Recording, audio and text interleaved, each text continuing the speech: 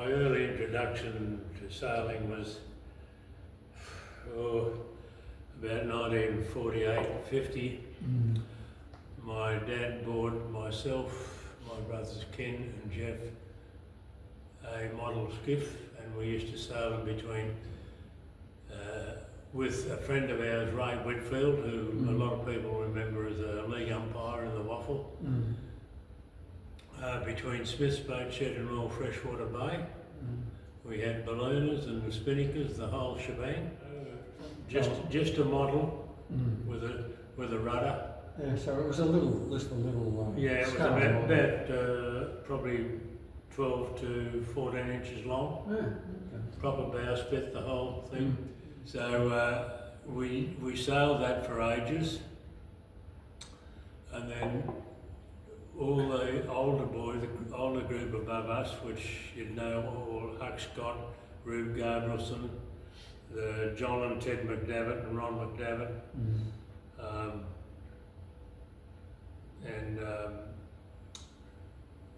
all that group decided that to build some canvas yachts, which Rube can tell you all about, and they built those and then decided they would build a boat shed at Mosman's Bay. So just hold on a second. How old were they then? They were like they'd have been 17 or 18, that sort of stuff. or maybe a bit younger. They originally started to build it around by the yellow sandbar in Mosman's Bay, which is directly below the limestone wall up in Bayview Terrace, because there's a patch of yellow sand there. They wanted to build a club there, but they weren't allowed to, and the parents then became involved, and they just got permission to build the yacht club where it is now. But now it's the Swan Canoe Club. So the building is still there? Yeah, the building's still there and it's been rebuilt. And they put an extra story on it. And I do believe that Don Russell, the builder, had a finger in the pie in helping with the rebuilding of that. Because Don sailed at Mounts Bay in a Sharpie with John Cassidy. He was a top motorbike rider, scramble rider for a long time before he came to sailing. So anyway, you're building these canvas boats, and then you're going to build some proper. Then they started to build. They bought some VJs who came in, and Ronnie Melville was. I don't know what trade he was, but he was probably a pattern maker or something like that. He started building VJs. He used to build two at a time, one for himself and one to sell. And he would build them at home? At home, yeah, in his back shed. And at that stage, Dad and Ray Sherburne's father, Harry, he was the first Commodore that I can recall, and they built the boat shed with the aid of these young lads. Most had a trade at that time. That was the big go for everyone to have a trade. They built the yacht club and sailed out of there. What do you mean about the yacht club? Build the actual shed itself. Oh, the shed. So what, it was just like a big square type building? Like Yeah. The base of it's still there. Oh, okay. And it was like all the toilets and a little office or something like that? No, not then. It was just a boat shed to store boats. Just like a square base. A square box.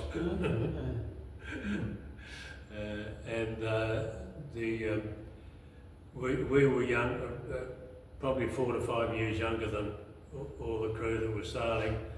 I used to go down and help Dad and get in his way more than anything, I think. But anyway, the boat shed got built and then we got involved. The first boat I sailed in was a boat called Radiant. It was yellow, a bit of a tub, What, a VJ? Yes, a VJ. Rick accordingly was the owner skipper, and I sailed with him for 2 seasons. I was probably, guessing, maybe 12. So you raced around fresh boat? Yeah, we started our sailing from the starting line was the spit post on Point Walter Bank, and the big and as you call it, the big jetty that's in between the Smith's boat shed and Huck Scott used to come out and stand on with the 3 flags and start the race from there. Oh, that's all right. And then we moved on, and Bill Townsend had about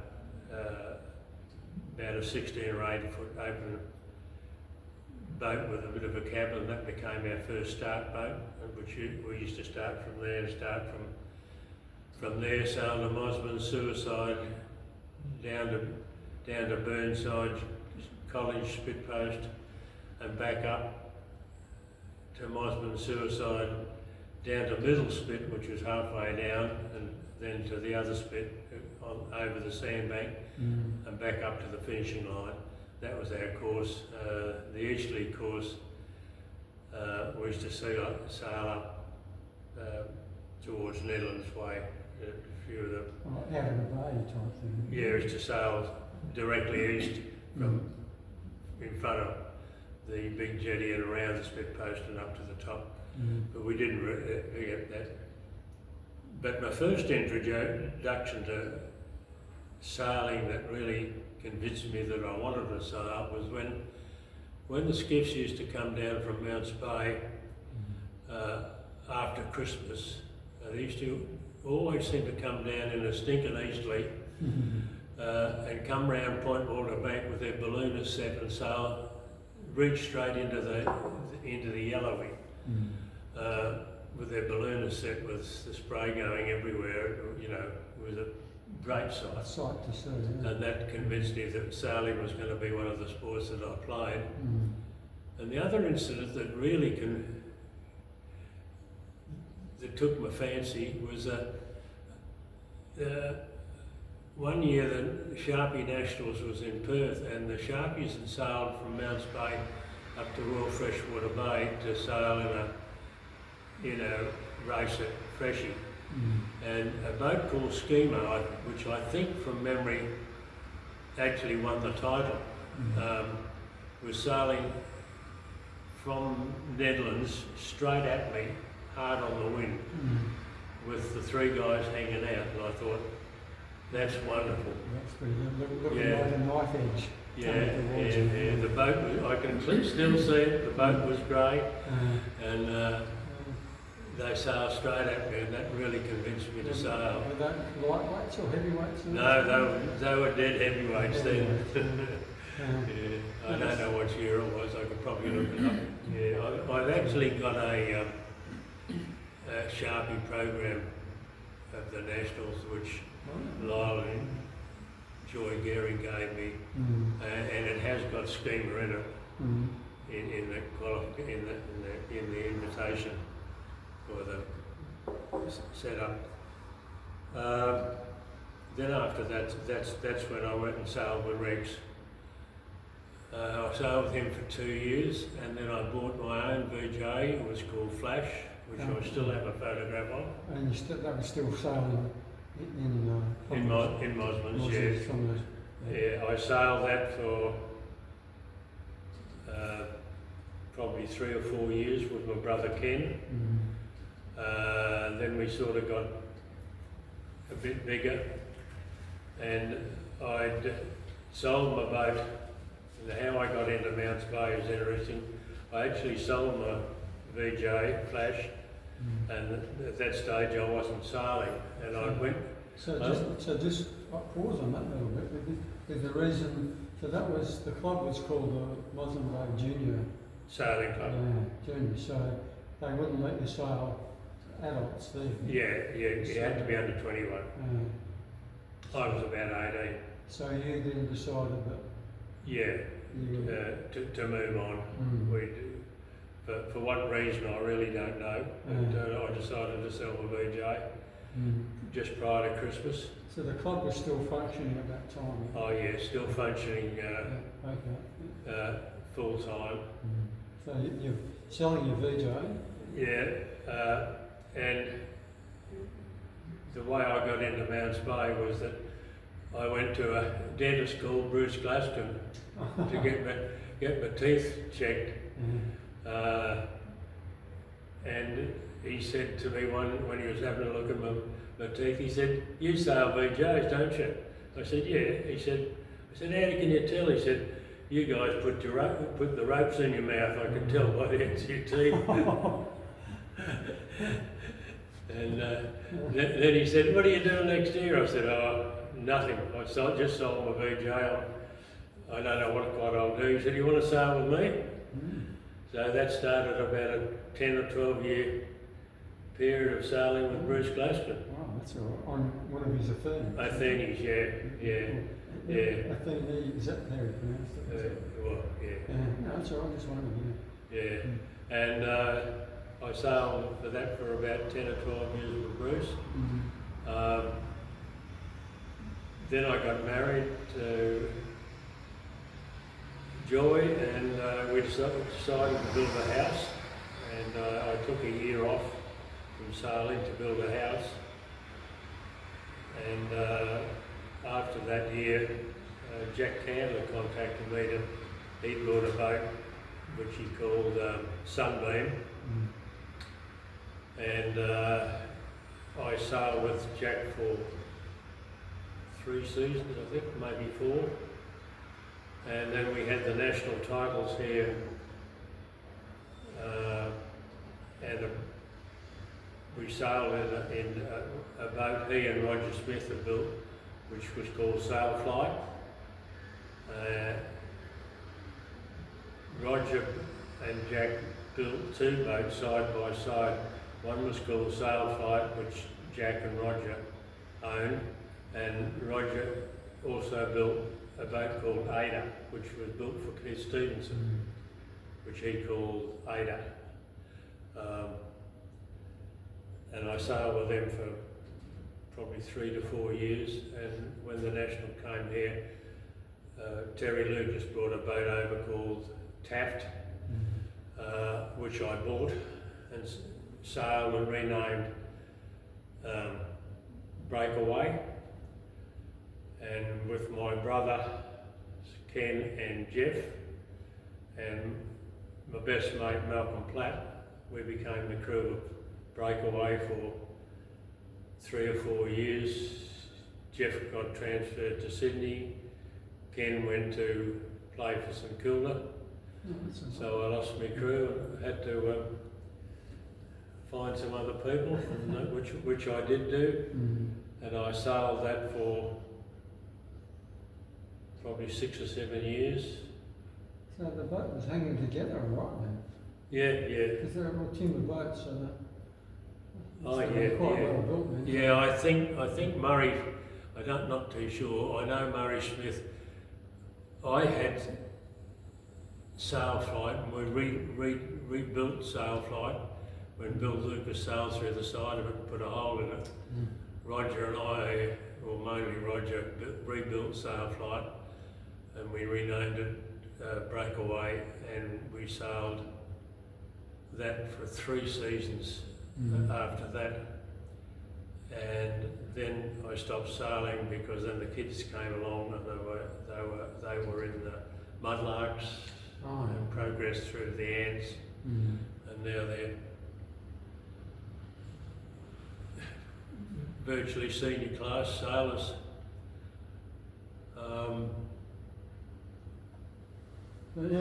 So the boats were hanging together all right then? Yeah, I think Murray Smith might still have Sailflight up at York. I'm not sure. You could check. I could check with Murray. Maybe he had the sail chandlery down at Carrington Street in Spearwood. Oh, okay. So yeah, so that's So these photos you got here, that's your boat, is it? yep. So this, this like crossed boomerang. Vertical cross boomerangs with Mann sign. Mm. That's what we decided was our ensign. Quite different, yeah. And we put it a bit higher up the sail than most other ensigns. Mm. So it's see it all right. So it's easy to see. So this you got on this one here. You got 4 people. You got what, a couple on the water, is it? Yep. Yeah. There's Ken up front, Malcolm Platt second, Jeff Mann sheet hand, and myself. And Malcolm Platt was our next door neighbour. We lived in Mosman Park, Okay. so we're all one big family. So you're pretty young, probably, in that. Yeah, I've got no idea what age I'd be. Mm. Even just the stance, you look young even in that photo. Yeah, that's before Jeff.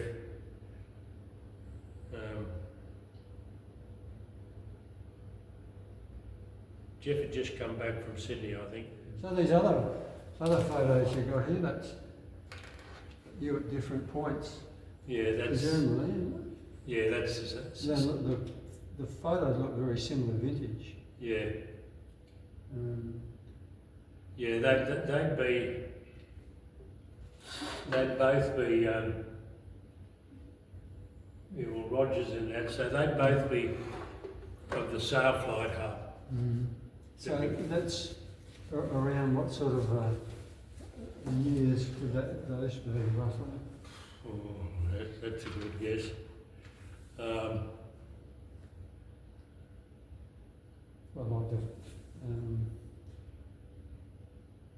end of the 60s, I guess, then, isn't it? Late 50s, early 60s? No, it'd be a bit later than that. In 1969, Nationals in Perth is when I bought Taft, which we sailed with Ken and Jeff. And we sailed until about the 1976 season.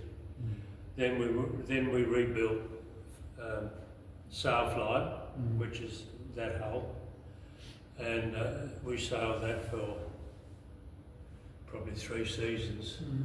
Then I stopped sailing for a while and got involved in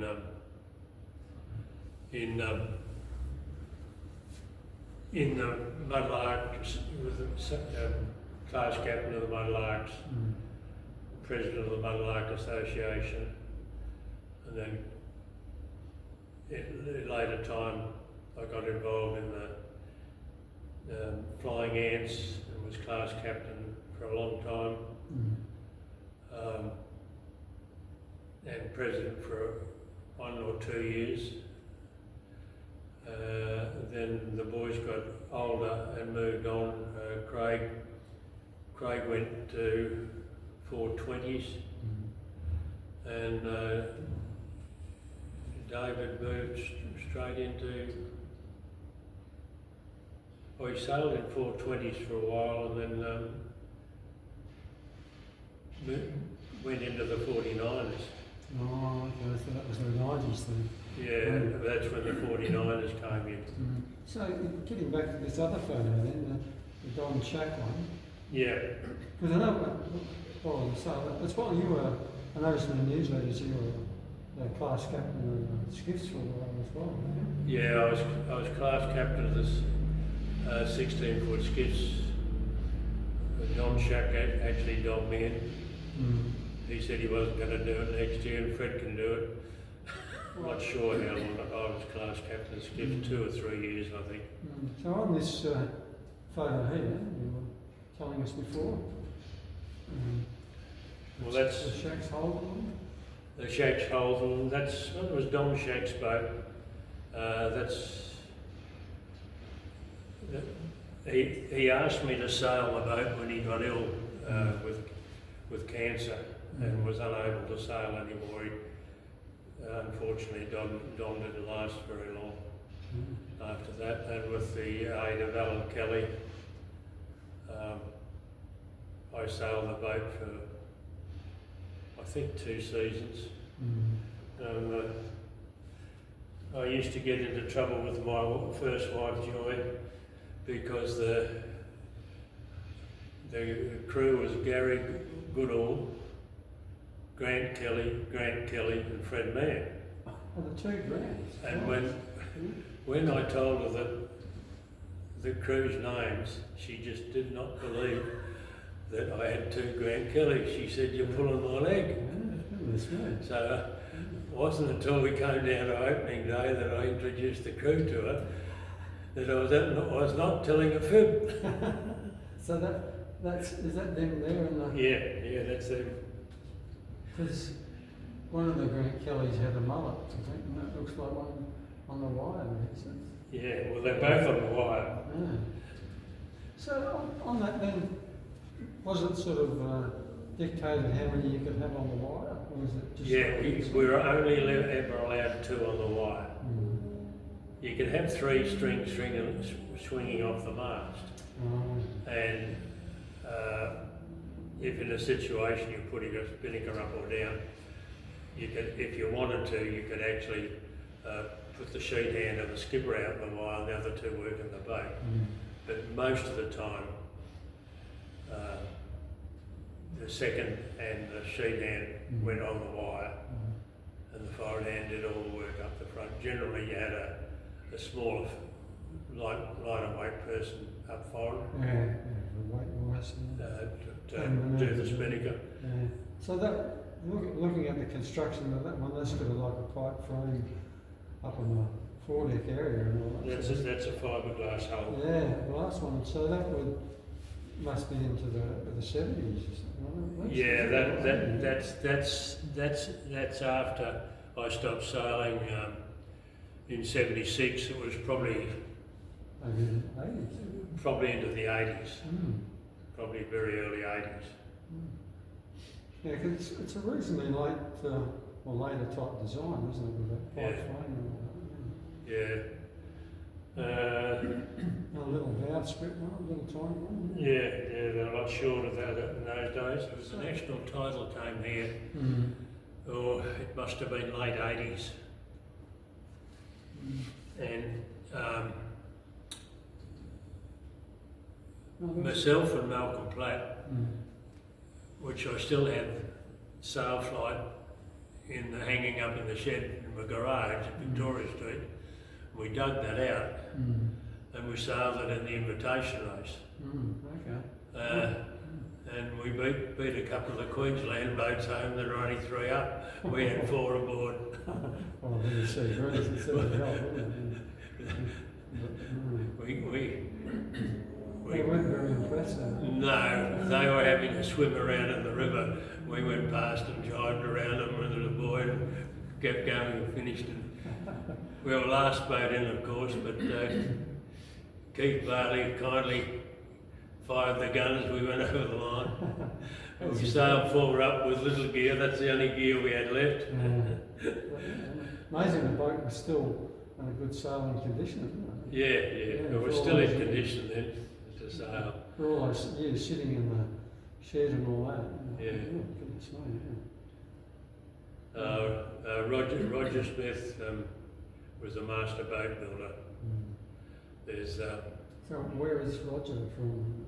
From Moslem Park. He was another Moslem Park boy. Oh, okay. We all grew up together. He and his Robin, which eventually became his wife. She became Robin Smith. She sailed a boat called Mann, and Robin was forward hand for a long time.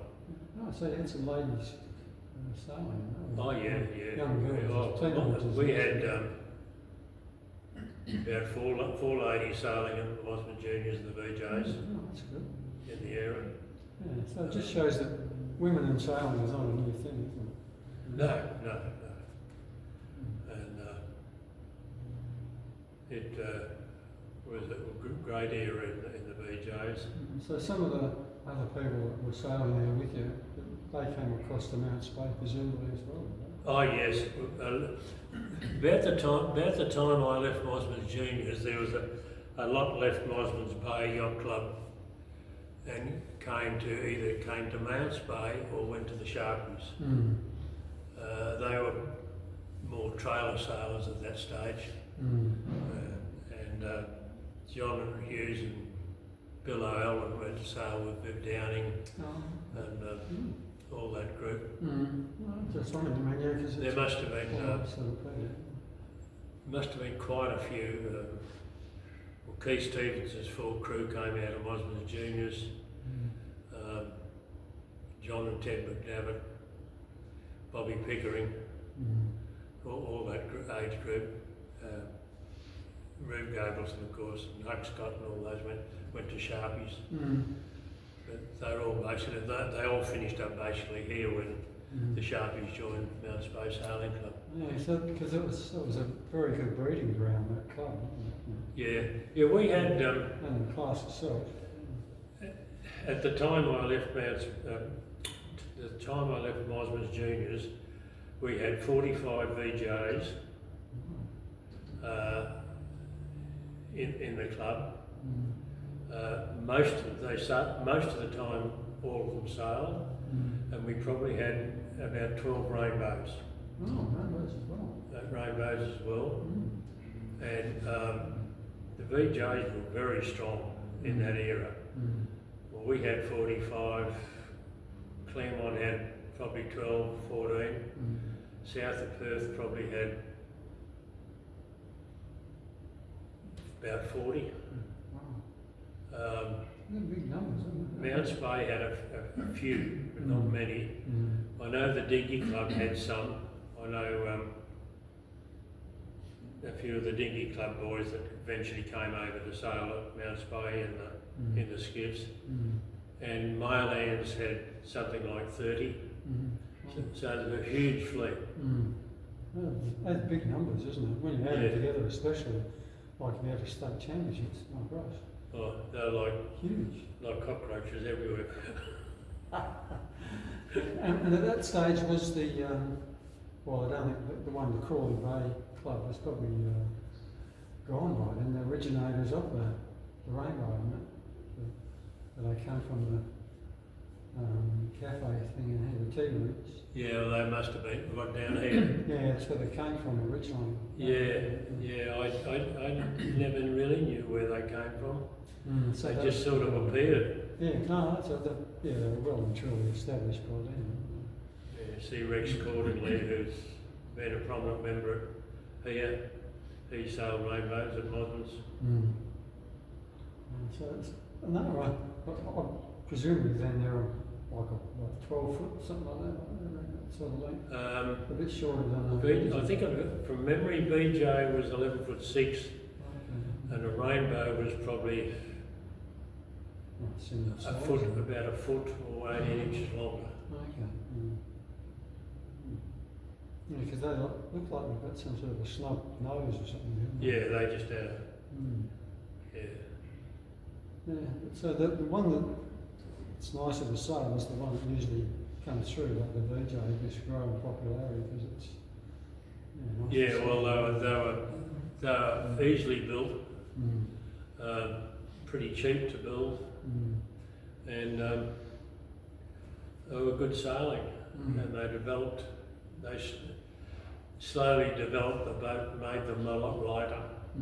They didn't know all the framework that they had in them initially. They didn't need.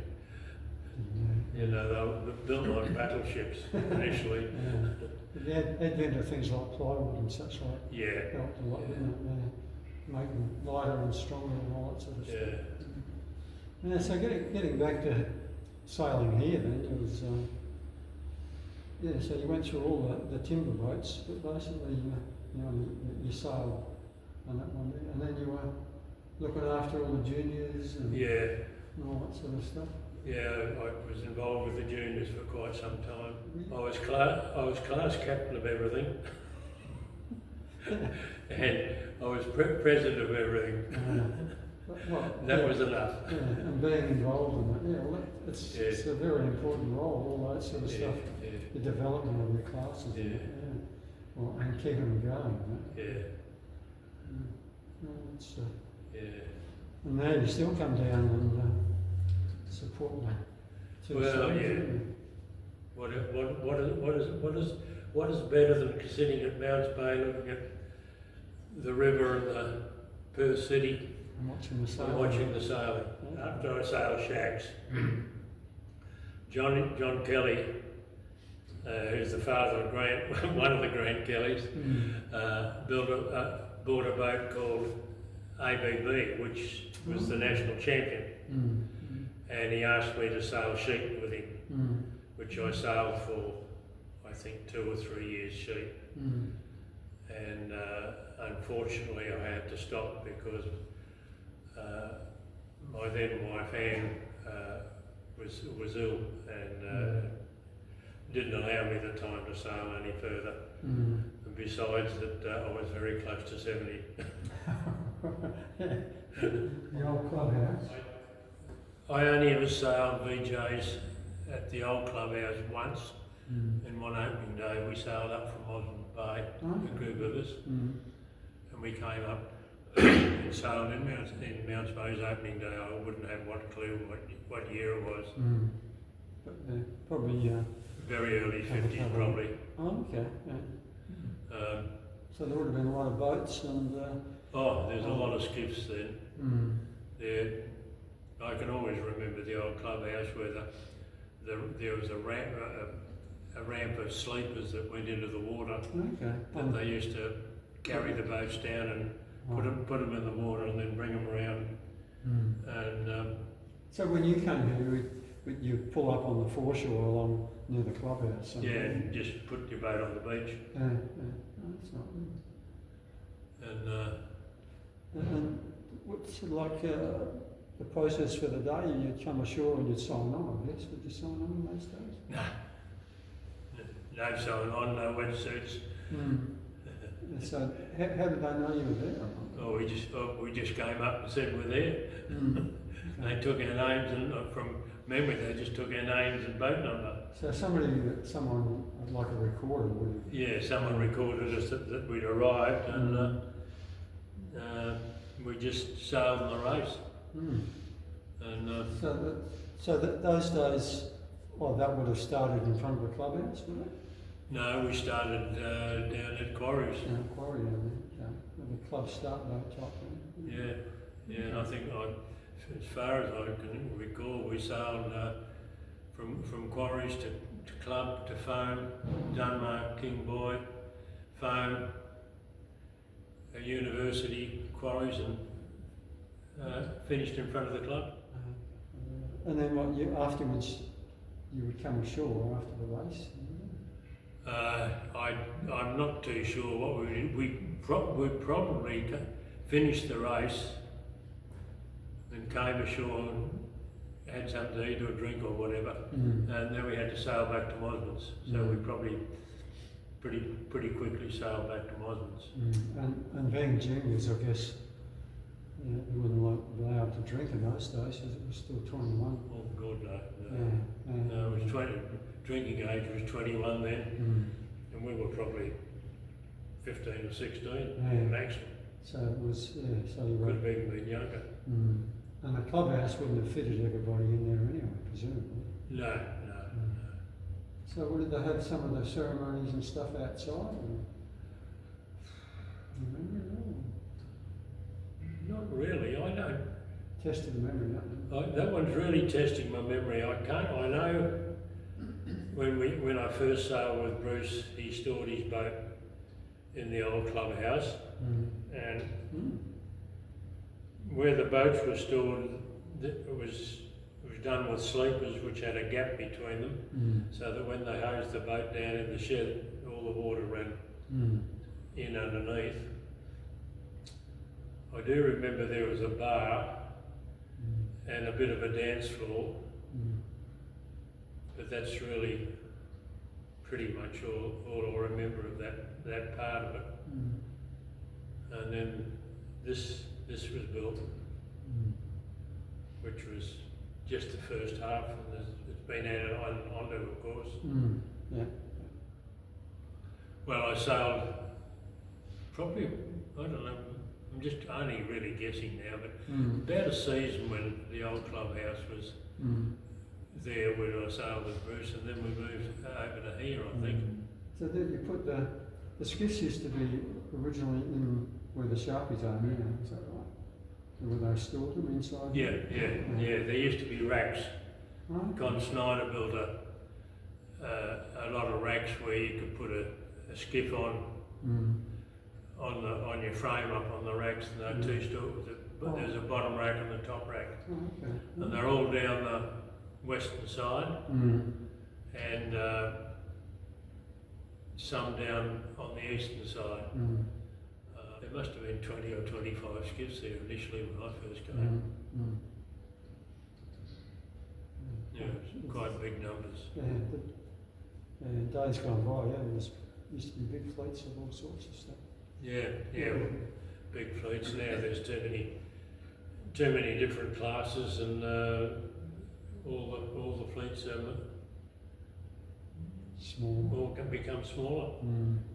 You've only got to look at the 49ers and the 420s. They're small numbers at the moment now. Yeah, definitely the 70s and 80s, or 50s, 60s, 70s, 80s were big fleets, and then started declining 90s and onwards. Yeah. When the Olympic thing started to come in, everyone got the golden goose wanted to try for the Olympics. They all went to the Olympic classes, and that basically put the demise on the skiffs, because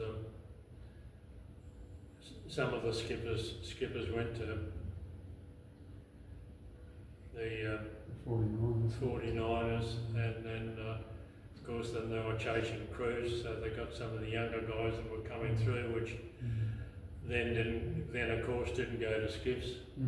So that's straight. Just numbers diminished, and when the year that I stopped sailing, quite a few of us finished, and then there's a lot that came through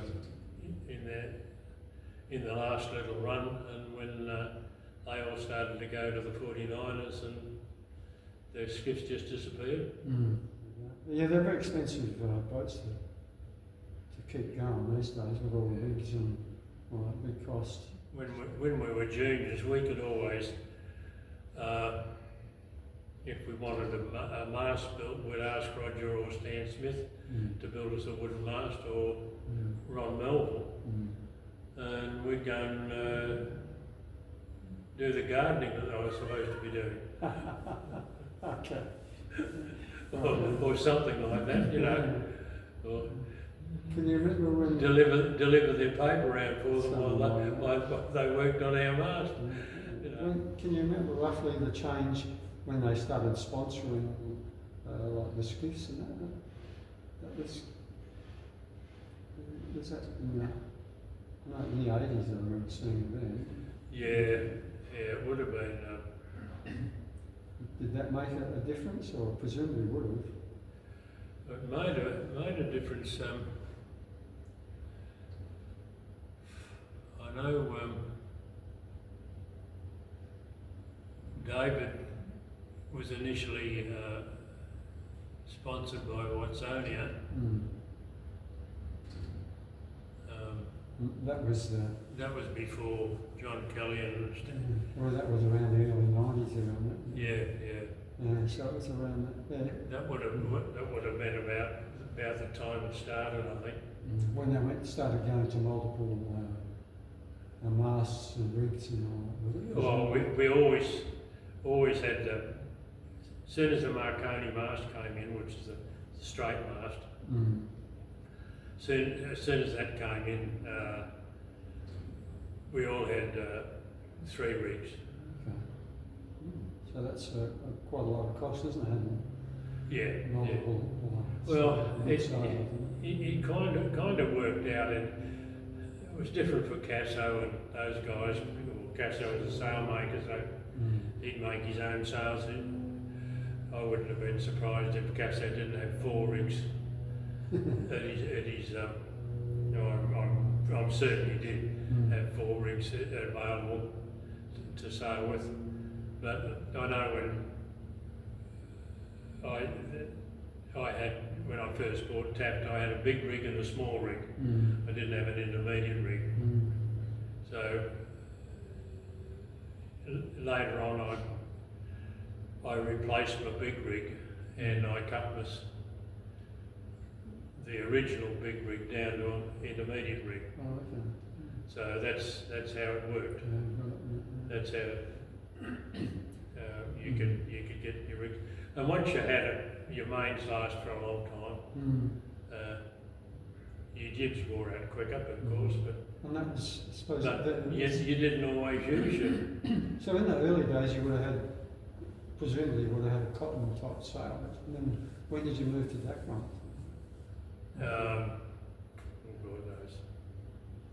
So you did have some sort of a cotton sail to start with in those early days. Well, yeah, I think the first years I sailed with Bruce, he had cotton sails, and I think his sails were made by Hudson, which was Frank Hudson.